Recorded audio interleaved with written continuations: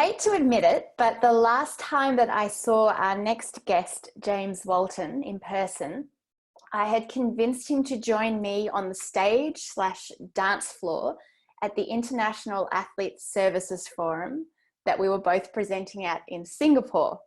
And as soon as the music started and the dance routine that we're supposed to be joining in with began, I immediately felt very bad for having put James in such a predicament.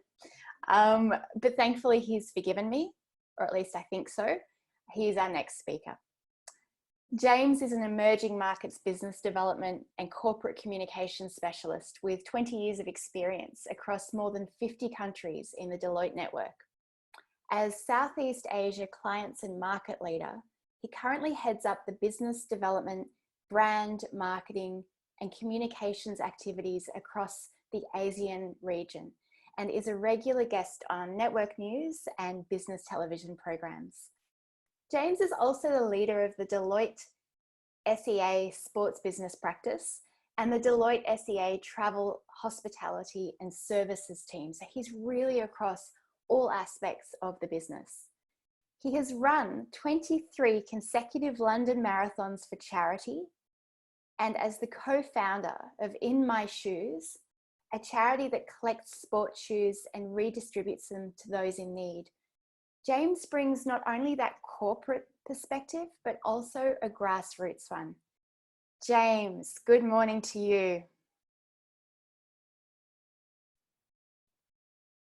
Good morning, James. How are you?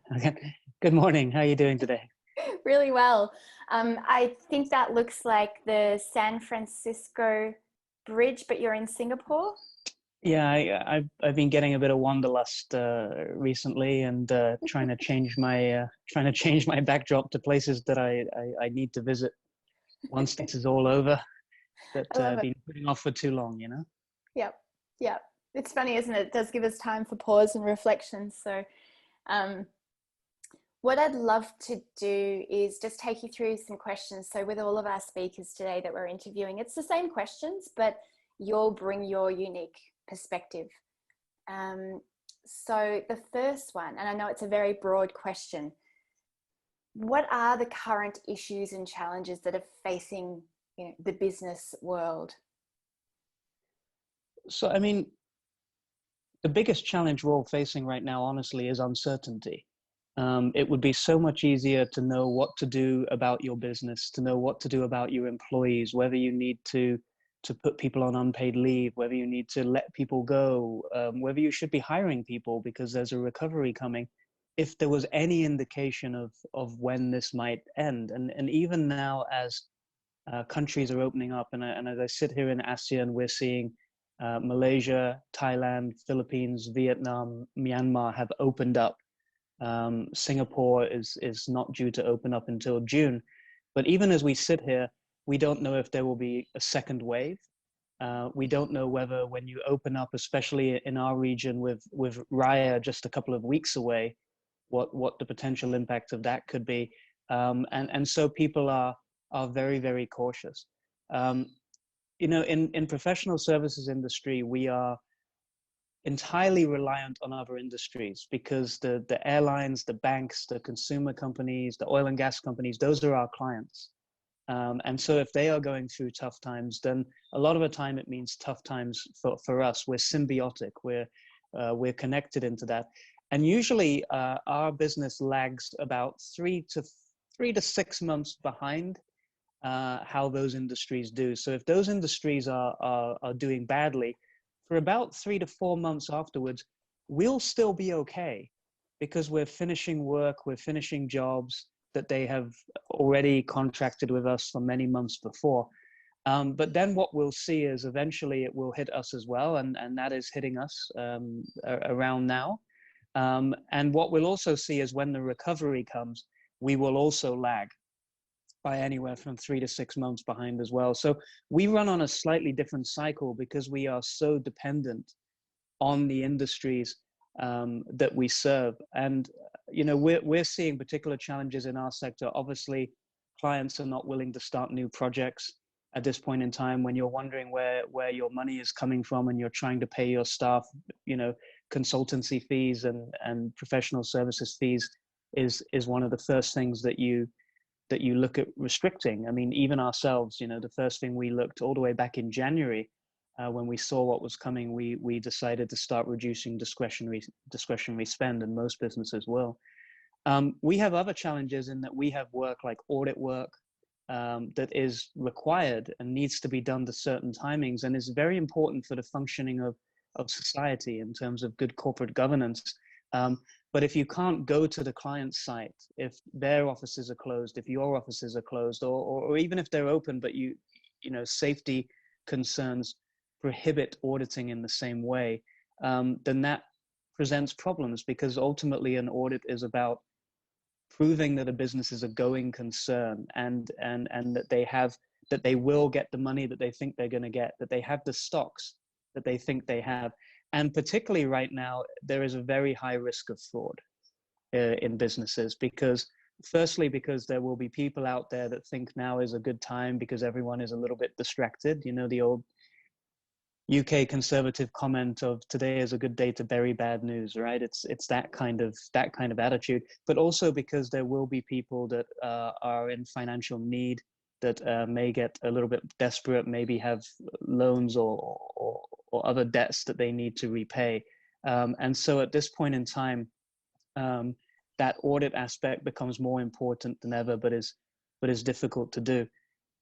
For our business, I think one of the most challenging things is that at the end of the day, our only asset is our people. We are not in a position to shut down a shop or to run down our stocks or to sell an airplane or anything. We literally have our people and the laptops that they're using and our IP. So, our only options in professional services is reduce your discretionary costs, and then for the partners to capitalize the business, to reduce drawings. And once you've got past those measures, you start to get into impact on staff in terms of staff pay and redundancies. Obviously, that is the last thing that you want to do. So we, like many businesses, are doing everything we can to avoid that. And particularly in Southeast Asia, we are committing at this time, assuming that things play out the way we think it plays out, we are committing to not making any redundancies. And at the end of the day, I think we sit here and we say that we are privileged in a way to have jobs that allow us to work from home. And I think that's one of the things I keep telling to my team, is that there are lots of people out there who cannot work from home and are having to go and put themselves in dangerous positions, or who cannot work from home and therefore are not able to be paid, not able to earn income. And I think that is the kind of sobering reality for the people in our profession. And I think it has brought home to myself and many of our people just how privileged we are to do the work that we do. Yeah, that sentiment resonates strongly with me as well. Gratitude is very important for us at this time. What do you think are the current opportunities, not just for your business, but businesses, more broadly as well? So, I mean, when we look around at the industries, there are certain industries that are doing well right now. I mean, it goes without saying, healthcare. If your definition of doing well is profits and job security, although as I say, if your definition of doing well is being forced to work in not the best conditions, that may be a different argument. Telco sector is doing well, banking, and obviously, I think we're going to see more and more impetus from being placed on the government to respond in different places, and a move back perhaps towards big government again.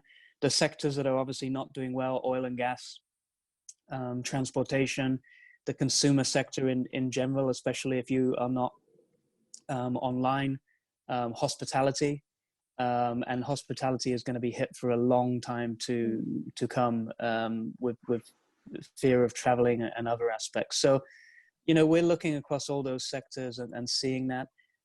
From our personal point of view as a professional services firm, there are services that are still being bought in terms of things like cyber risk. because Mm. there's a heightened cyber risk right now. So that's an area where we are still delivering a lot of work. We're seeing a lot of companies trying to divest assets, trying to divest businesses. There's companies and private equity firms that do have money that are looking to invest and do what we call opportunistic M&A, or try to shore companies up. I think one of the good things we're seeing is a lot of companies are taking this opportunity now that they have effectively a break in many ways to review their supply chain. And what it originally kind of stemmed out of was when China shut down. And I think we all saw that there were pictures of automotive companies in Korea that their factories couldn't work because the parts all came from China. And this was a theme around the world. And it starts to get into areas like food supply for countries. And it's starting to challenge people's previous notion around supply chain that wherever you can get it cheapest and quickest is best. And we're seeing people look more and more towards local supply chains and towards varied supply chains rather than just buying from one person, buying from one supplier. And this is also a good opportunity to think about ethical supply chain and being environmentally friendly. All those things that, as I say, when you're working on a 24/7, 365, get your goods to market kind of model, it's quite difficult to just press a button and stop and revisit your supply chain. But there are opportunities now to do that. So one of the largest, as much as we talk about problems we're seeing with airlines, for example, one of the largest airlines in Asia has taken the opportunity right now, because all their planes are grounded, to completely overhaul their customer IT systems, because they have capacity. There's no planes flying. You know, what are you going to do? So there is some time to stop and think. In terms of the biggest opportunities for business, really, as I say, if you're in the e-commerce space, I think we're expecting to see a lot more things being done online more and more as we go forward. And there's a concept coming out of what we call cocooning, which is basically people choosing to live at home and send out for things. And there will be definitely more of that. I think ultimately at the end of the day, a lot of the big brands will benefit as well, because when you get into these kind of situations, those brand names provide some sense of trust, some sense of comfort. So I think some of the big brands will be able to rebound relatively quickly as well. The more troubling times are for smaller companies and SMEs who don't necessarily have the cash flow, don't necessarily have the liquidity, don't have the customer base to be able to compete. And we as organizations and as societies need to look at how we help those organizations, because they play such a vital role in the community, in our society, particularly in local communities as well. And so I'm hoping that we will see more and more of a movement of what we're terming at the moment local for local. Supporting local businesses, buying locally, whether it's food delivery or whether it's looking at how you can shop from those businesses, because they're the ones right now that really need the help.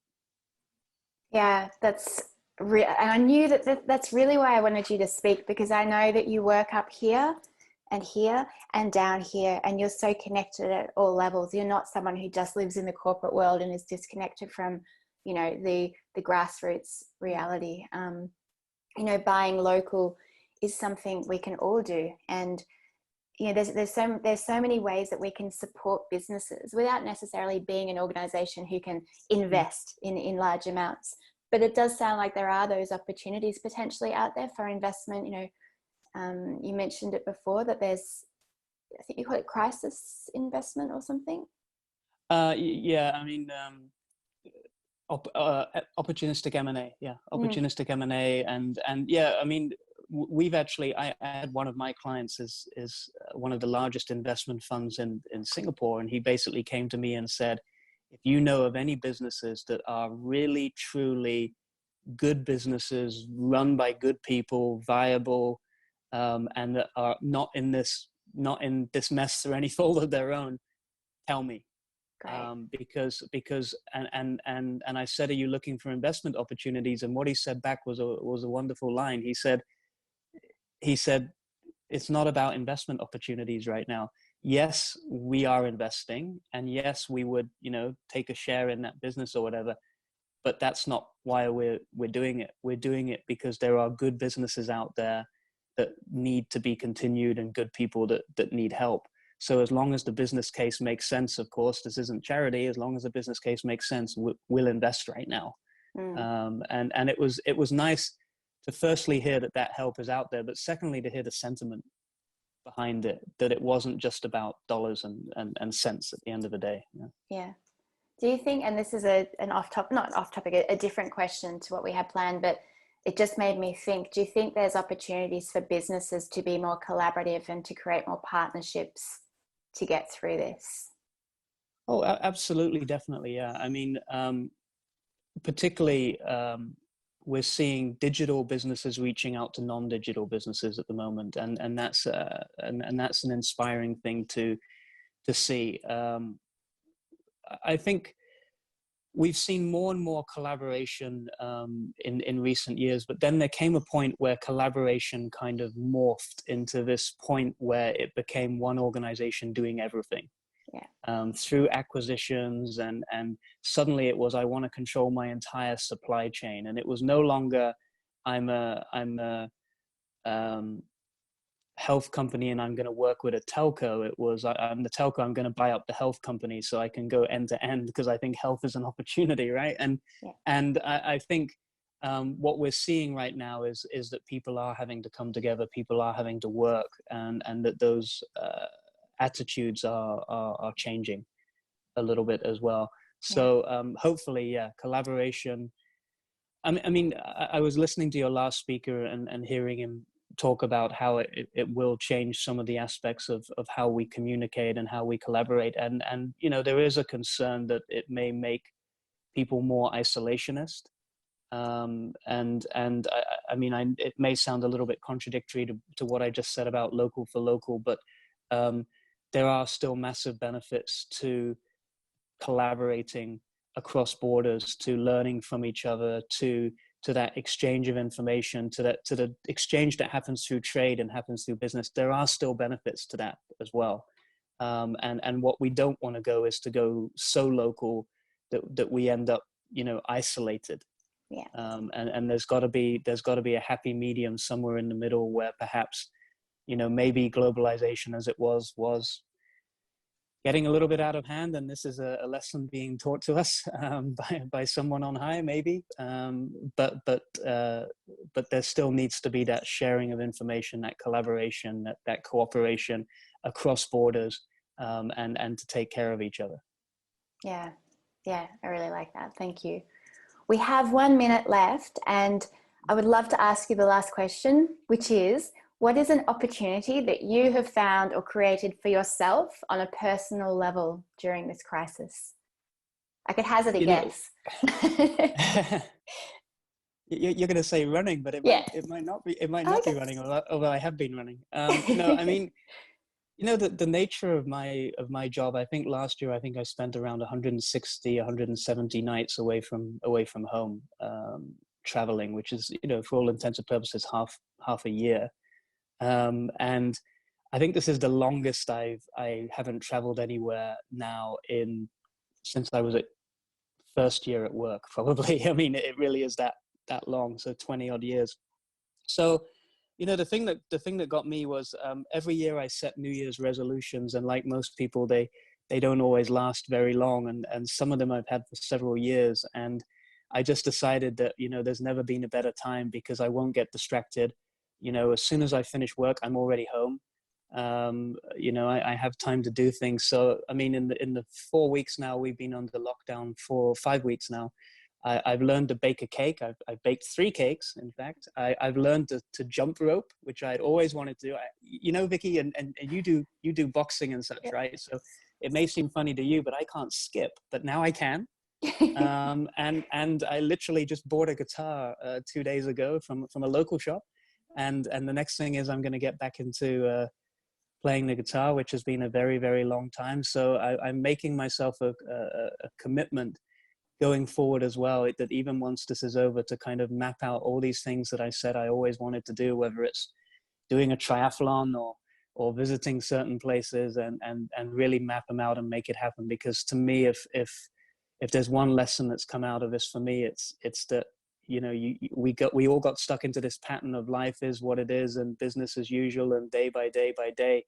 And this has just been a huge, in Singapore we call it circuit breaker, right? This has just been a huge shock to the system, and it's you know, it's made us realize we take a lot of things for granted, and that time is really passing us by, and we need to do more for ourselves, for our workers, for our communities, to make sure that we are really having the impact that we want to be having. Yeah. Thank you so much. That's cool. I would have guessed running, but not cakes. But I love that. It's you know, you're leading by example.